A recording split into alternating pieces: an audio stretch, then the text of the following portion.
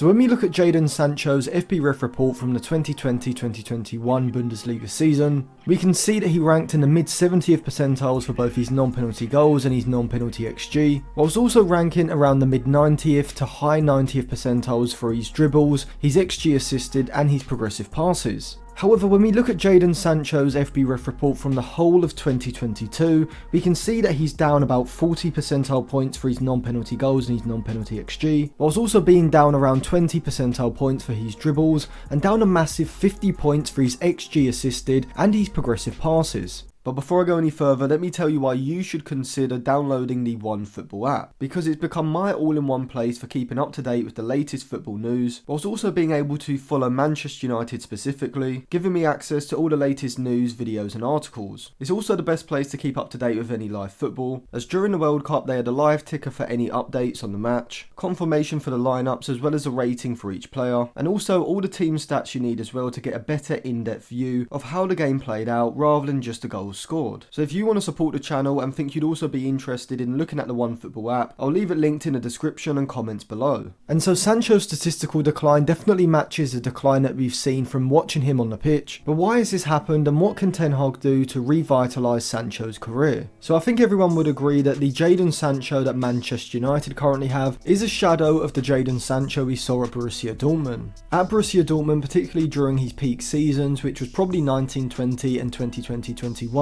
Sancho would contribute in all facets of the attack, being a fantastic ball progressor, being a player to receive the ball in central positions in the middle third and drive the attack forward, having the acceleration and directness to drive away from opposition players, pushing the ball into the final third from where he could look to then create around the box. And he was one of the best chance creators in Europe at this point. He would thrive on the counter when driving forward with the ball, having exceptional vision to see the run coming as he's driving forward with the ball, and then the timing and weight of pass needed in order to release the player running through on goal, or making a movement around the box to then create a goal scoring opportunity. And we can see just how much he thrived, as in the 18-19 season he scored 12 goals and got 14 assists in 34 Bundesliga games. The 2019-2020 season saw his best returns with 17 goals in 32 matches alongside 16 assists, and in his last season he picked up 8 goals and 11 assists in 26 Bundesliga matches. However, at Manchester United those goal contribution numbers have gone down drastically.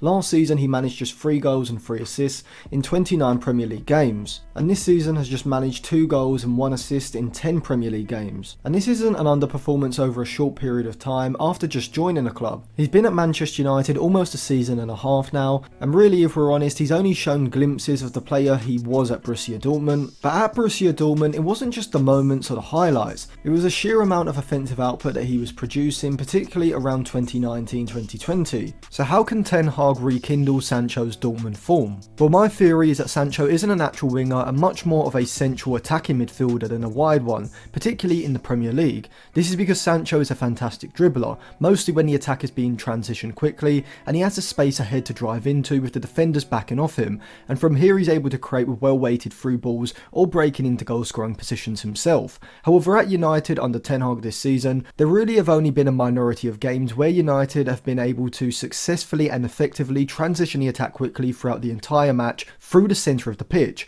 and that was against Leicester, Arsenal, Leicester and Everton. But in most games, particularly at home, United come up against sides who are willing to sit deep and drop into a conservative defensive block early on in the game, and so rather than having the space in behind the midfield to drive at the back line, Sancho is now faced with receiving the ball in a wide position and being expected to create via a deep cross, work his way around a defender via short passing interplay, or most preferably through beating him in a 1v1. And Sancho in these situations seems far too indecisive and seemingly more concerned with keeping possession rather than creating anything of substance offensively. And I think that is a mentality that Ten Hag, the training staff and Sancho himself have to change. He has to be a lot more decisive, not waiting too long for the perfect opportunity, and instead having the courage and technical ability to execute harder passes, crosses, dribbles or shots. But that of course comes with confidence, and it's no statement to anyone that Sancho is majorly lacking confidence at the moment. But his individual individual confidence and mentality is not something that I'm overly concerned about. He showed his ability and mindset first leaving City for Dortmund at 17,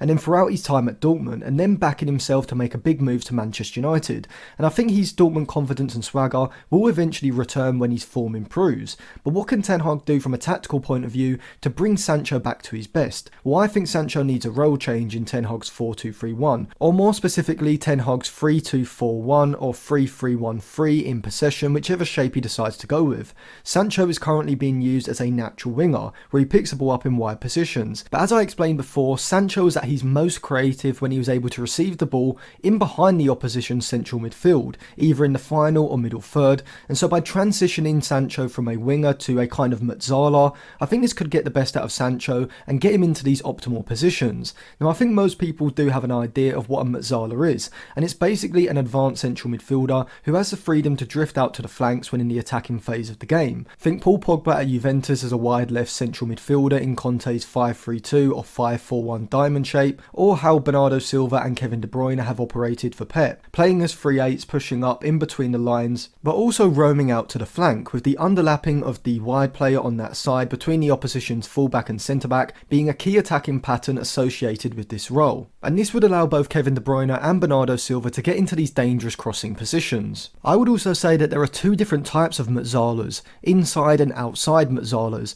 An outside Mezzala is a player who starts wide but drifts into central positions. Think Eden Hazard or even Jack Grealish, and is a hybrid between a winger and a central attacking midfielder, whereas the inside Mezzala starts from a central position, and as well as pushing up into the same half space as the outside Mezzala, we also see them floating over and making runs down the channels. And I think Sancho could be used in either of these two roles, whether as a Mezzala from the left side drifting infield and creating a box shape in central midfield with Sancho and Fernandes occupying both half spaces as Eriksen and Casemiro sit deep as a double pivot, or alternatively in a diamond midfield system with Eriksen and Fernandes playing as the wide points of the shape with Casemiro at the base, allowing Sancho to float to the top of the diamond, giving United that 3-3-1-3 shape in possession, with Sancho essentially being the fourth man in the centre of midfield for United, and not starting there but instead drifting into this position. He should be able to play as a free man, finding space and opening up passing lanes from players in front of the opposition midfield line with the ball into him situated in behind the midfield line. When Sancho receives a ball in these positions, he's going to have the space to turn and drive at the defensive line, and because he'll be receiving the ball in these central positions in the final third, he'll have a greater amount of defence splitting passes and opportunities to create. I think this role will showcase Sancho's best attributes a lot more than when he's used in a wider position, which are his slick and quick one-touch interplay in congested areas, his ability to receive the ball and drive forward into space, and his vision and weight of pass around the box. And so if he was deployed in this role, I would back him to almost instantly start to get more assists, as well as increasing his non-penalty XG as he gets into higher probability goal scoring positions. And I do think there are a number of players who, like Sancho, would suit this role, either as a wide player moving inside, or as a 3-8 pushing up and pulling over into wide positions. Phil Foden, Jadon Sancho's countryman, is another player that I'd like to see deployed in a midfield 3 by Pep Guardiola, alongside Bernardo Silva or Kevin De Bruyne in front of Rodri, as from these central positions, Foden, like Sancho, can receive the ball almost instantly after City win the ball back and drive the attack forward at pace through the centre of the pitch. Having Foden and Sancho in these Mezzala positions would give both Manchester clubs a greater ability to transition the attack quickly, able to rely on Foden and Sancho's ball carrying ability rather than on one deep player to successfully find a forward player, enabling them to progress the ball forward. So if the ball carriers in central areas, you are reliant on just one player to lead your counter rather than two, a passer and a receiver, which should in theory make it a lot easier to transition the attack quickly. I also think Saka and Pedri perfectly suit this role as well. Pedri kind of already plays it for Barcelona, but really any wide player with fantastic technical ability, which all of these players that I've mentioned all have, could potentially be converted into a Mezzala in a more central role. And I think for a lot of players, including Jadon Sancho, this would help them get back to their creative best. So let me know what you think of Sancho potentially playing as a Mezzala in Ten Hag's system. Subscribe to the channel and click the bell so you do get notified when my videos come out. You can check out some of my other videos which will be linked in the description. Give the video a like and follow me on Twitter and Instagram for more content